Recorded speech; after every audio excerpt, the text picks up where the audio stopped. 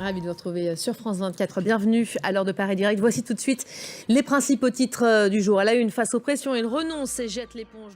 Après des mois d'interrogation sur son état de santé et son âge, et alors que les appels à son retrait s'étaient multipliés ces dernières semaines, Joe Biden a donc décidé de renoncer à la course à la Maison-Blanche. De quoi bouleverser évidemment la campagne. Il y a un peu plus de 3 mois du jour J. Cette image, regardez un peu la une du Time. De quoi faire vivement réagir alors que les Républicains, eux, viennent tout juste d'introniser leur champion Donald Trump. Tour d'horizon tout de suite des réactions avec Jules Boiteau. Voilà, le comité des règles et des statuts de la Convention démocrate se réunira donc mercredi dans 2 jours pour fixer la date et surtout la manière dont sera choisi son prochain candidat à la présidence. Gauthier Rabinski, bonjour. Évidemment, beaucoup de choses à dire. Commençons peut-être déjà par le retrait de Joe Biden. C'est l'annonce que tout le monde attendait depuis des semaines et il le fait au moment opportun. C'était un peu la seule fenêtre de tir. On est juste avant la Convention démocrate. Oui, c'est vrai, même si beaucoup lui reprochent de l'avoir fait tardivement.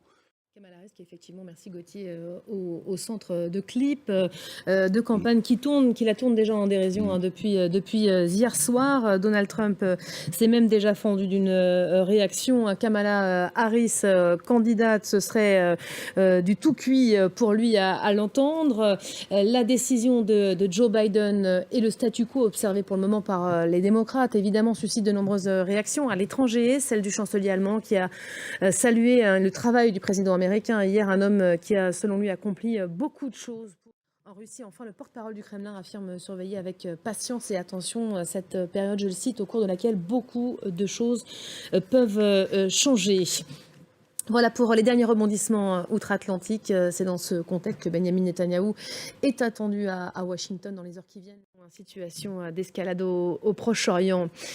L'information politique française, ce ne sera pas non plus Laurence Toubiana, celle dont le nom avait été poussé pour le poste de première ministre.